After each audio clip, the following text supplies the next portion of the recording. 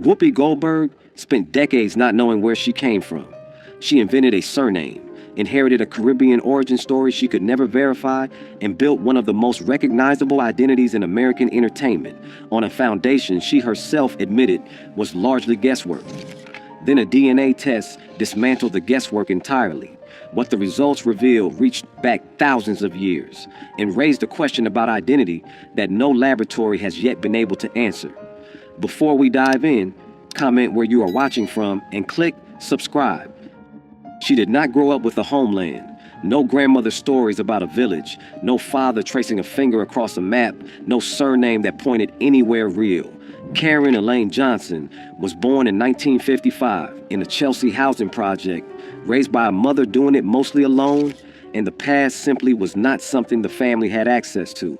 Not because no one cared, because the thread had been cut long before any of them were born. The name Whoopi Goldberg came later, and it came by design. Whoopi from a nickname, Goldberg because her mother believed practically that it would help.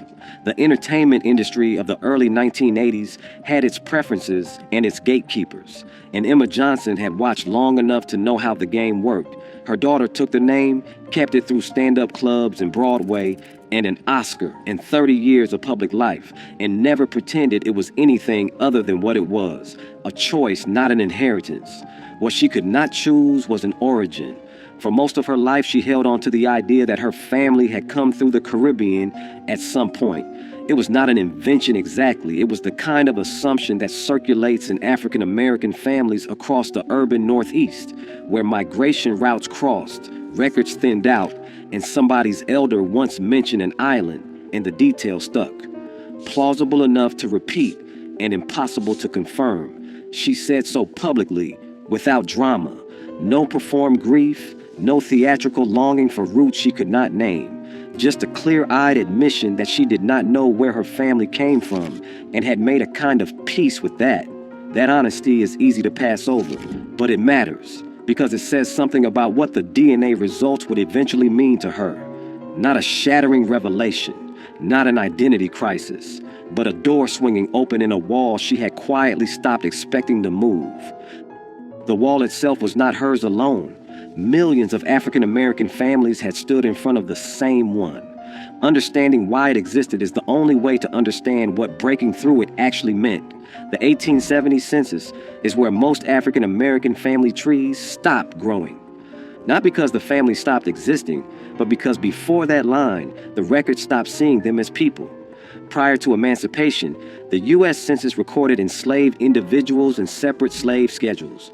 No names, no bureau of places, no family relationships. Just a column of ages, a column of sexes, and a single number representing their assessed value to someone else. Ancestry, in any meaningful sense, was not considered worth documenting. That erasure was not accidental. Slavery as an institution depended on the severing of lineage. Families were separated at auction. Children were sold away from mothers. Surnames, when they existed at all, belonged to owners and changed whenever ownership did. The oral histories that survived did so against considerable odds, passed in whispers, carried across state lines, kept alive by people who had every reason to forget and chose not to. But memory has limits. By the third and fourth generation after emancipation, the specific details blur. An ancestor becomes a region becomes a rumor becomes a family story that everyone repeats and nobody can trace. The Caribbean narrative that Goldberg carried is a version of this, not fabricated, but eroded, worn down by time and distance from whatever original truth it once contained. The Freedmen's Bureau records created after the Civil War were meant to help. In some cases they did, capturing names and locations and family connections that the census had never bothered with. But the Bureau was underfunded, short-lived, and uneven in its coverage. Entire states have gaps. Entire communities left no trace in its files. For families like Goldberg's, the documentary record runs out long before it reaches anything resembling an origin point.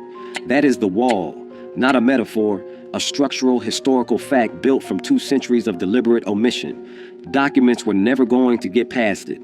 The only tool capable of reaching to the other side was one that didn't exist until recently, and it works not by reading paper records, but by reading something far older. In 2006, Henry Louis Gates Jr. stood in front of a camera and asked a question that no historian had ever been able to answer with any precision. Where exactly did African Americans come from? Not in the broad sense, that much was understood, but specifically by region, by ethnic group, by the particular communities whose members had been loaded onto ships and carried across the Atlantic.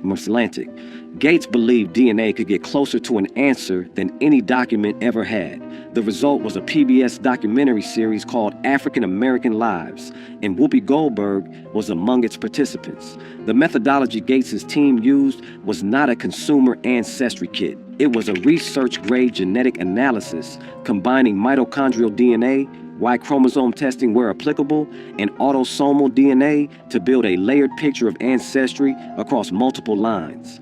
The African database they worked against had been assembled specifically for the project, drawing on genetic samples from populations across sub-Saharan Africa to allow comparisons that commercial tests at the time could not make. When Goldberg's results came back, the Caribbean theory didn't survive the first page. Her African ancestry traced not to any island population, but directly to the continent, and not to a single region. The results identified genetic affiliations with multiple distinct West and Central African populations spread across what are now several different countries. The picture that emerged was not a single point of origin, but a confluence, different lines, different peoples, different histories, all present in one person sitting in a television studio, waiting to hear her own story read back to her. What the results could not do was rank those connections with certainty. Genetic ancestry analysis at the population level deals in probabilities, not absolutes. A match to a particular ethnic group means a statistically significant similarity, not a confirmed genealogical line. Gates was careful about this on camera, and the distinction matters. The DNA was pointing at specific places on the map. It was not handing over names or dates or a confirmed family tree. It was, however, pointing more precisely than anything that had come before, and some of what it pointed to carried a history far weightier than a percentage on a chart. The Papel and the Bajago are not names that appear in most history books written outside West Africa. That absence is itself a kind of distortion. These were not marginal peoples living at the edges of events.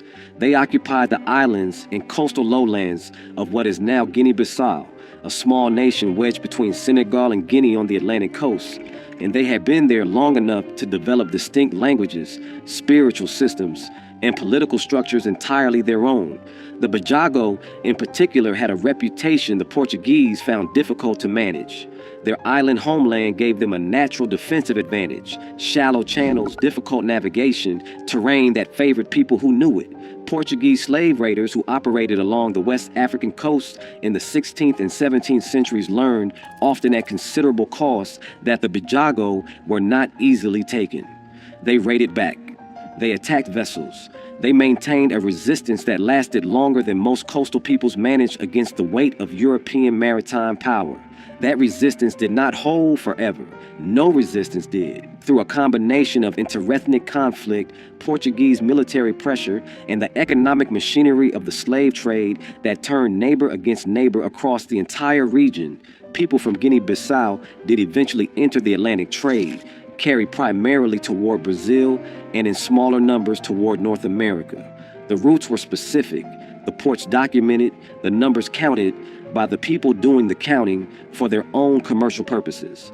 When Goldberg's DNA flagged a genetic affiliation with the Papal and Bajago peoples, it was connecting her not just to a coordinate on a map, but to that entire weight of history, a community that resisted, a coast that was raided anyway, a people whose descendants ended up scattered across the Atlantic world in ways no one among them chose. That connection does not answer every question. Genetic similarity to a present-day population is not a direct genealogical certificate. The science is precise in what it claims and honest about its limits, but it places her inside a specific human story, and that story, once you know it, is not easy to set aside. The African ancestry results were striking. What came alongside them was harder to sit with. A portion of Goldberg's genome traced to European origins. Not a trace amount, not a rounding error, a substantial percentage consistent with what Gates's team was finding across nearly every African-American participant in the series. The number varied person to person, but the pattern was consistent enough to constitute by its own kind of finding. European DNA had entered African-American bloodlines at scale, and the historical explanation for how that happened is not complicated, even if it remains deeply uncomfortable. Slavery in the American South created conditions in which enslaved women had no legal standing to refuse the men who owned them. Rape was not a crime when the victim was property. Children born from those encounters were classified as enslaved regardless of their parentage, inheriting their mother's status under laws designed specifically to ensure that the system reproduced itself.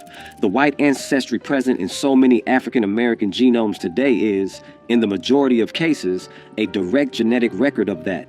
Not ancient history in the abstract, a biological inheritance from specific acts of violence that were legal, commonplace, and deliberately unacknowledged. Goldberg received this information on camera. She did not perform shock, did not look away, did not offer the kind of emotional response that makes for easier television.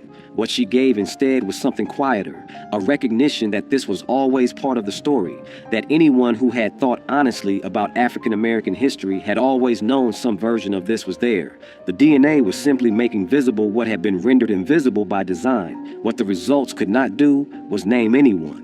The European ancestors in her genome left no paper trail that connects to her. No surname, no county, no plantation record that closes the distance between a genetic percentage and a specific person. They shaped her in ways that are measurable. Who they were and what they did, and whether anyone in their own families ever acknowledged what they left behind, that remains exactly as buried as it was before the test was run. Among the things Goldberg believed about her background, or half believed in the way family stories tend to settle somewhere between fact and feeling, was the possibility of native ancestry. It was not a claim she pressed hard, but it was there, as it is in a remarkable number of African American families across every region of the country, a piece of inherited narrative that gets passed down alongside everything else and never quite gets examined.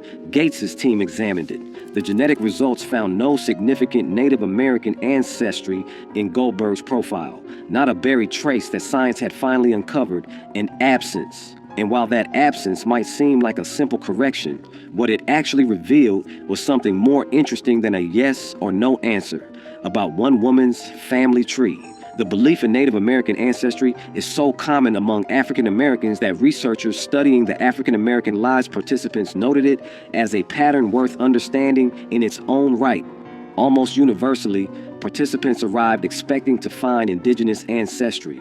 Almost universally, the DNA did not confirm it. Gates addressed this directly in the series, not to dismiss the family stories, but to explain what had likely produced them. The explanations are several, and none of them are simple. In the antebellum South, free people of color and escaped enslaved people sometimes lived alongside indigenous communities, and genuine mixing did occur in specific regions and time periods.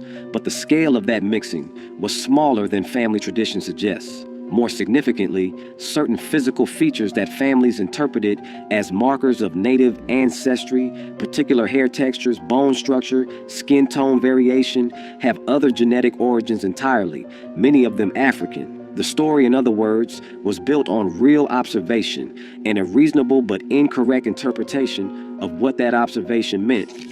What the absence confirmed, alongside everything else the results had already established, was that the picture emerging from Goldberg's DNA was more specific and more grounded than anything the family narrative had offered.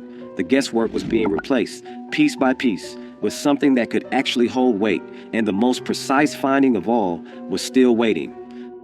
Mitochondrial DNA does not care about centuries. It passes from mother to child, unchanged, generation after generation, carrying a genetic signature that can reach back through time in ways that no document, no census record, and no family story ever could. Where autosomal DNA dilutes with each generation, halved, blended, eventually undetectable, Mitochondrial DNA holds its shape.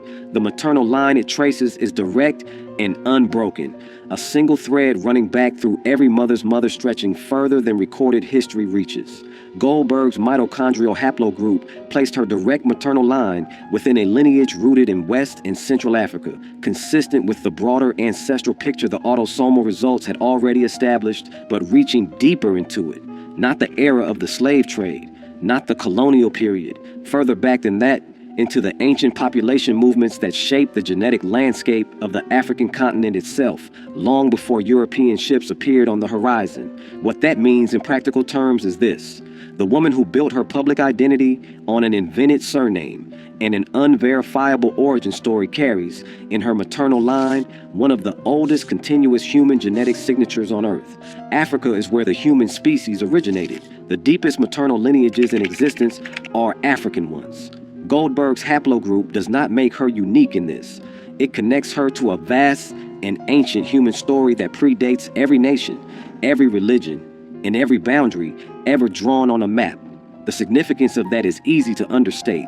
In a culture that has spent centuries measuring African ancestry against European ancestry, treating one as heritage and the other as default, a finding like this reorients the frame entirely. The maternal line that runs through Whoopi Goldberg does not lead to a recent immigrant or a colonial settler or a displaced community of the last few hundred years.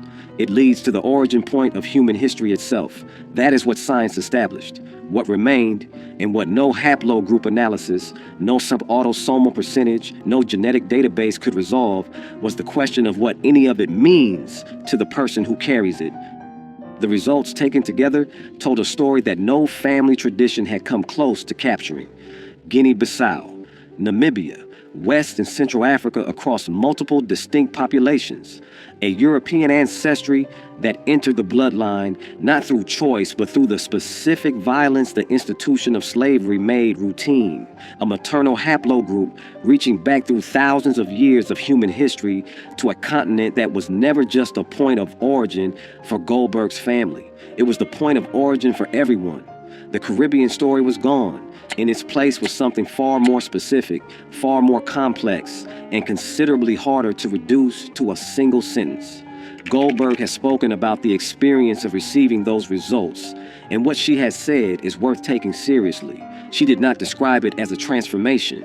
She did not emerge from the process with a new identity or a revised sense of self. What she described was closer to recognition, the feeling of having a suspicion confirmed, of seeing something she had always half known made legible at last. The blank space had not unmade her. Filling it in did not remake her either. That response says something important about the relationship between ancestry and identity that the science itself cannot address. DNA reveals origin. It does not determine belonging. The communities Goldberg's genome connects her to, the Papal, the Bajago, the unnamed West African peoples whose descendants were scattered across the Atlantic world, are not communities she grew up inside. The connection is real and it is meaningful, but it is not the same thing as lived experience, shared language, or inherited culture. Those were taken. The DNA survived. What she kept through all of it was the name. Whoopi Goldberg, invented, Jewish-sounding, chosen by a woman who wanted doors open and kept by a woman who had long since stopped needing anyone to open doors for her. The genome tells one story, the name tells another. Both of them are true, and the tension between the two, between what we inherit and what we choose, is not a problem the science was ever going to resolve. What the DNA returned was a history that had been taken in impartial form, recovered. African ancestry is documented. The maternal line is ancient. The European presence is confirmed, and its origins, in all likelihood, are not innocent. What remains out of reach are the specific people, their names, their circumstances, the precise moments when lives intersected in ways that were rarely recorded, because recording them would have required acknowledging them. Science moved the line. It did not erase it. The name on her credits was always chosen. The blood was never consulted.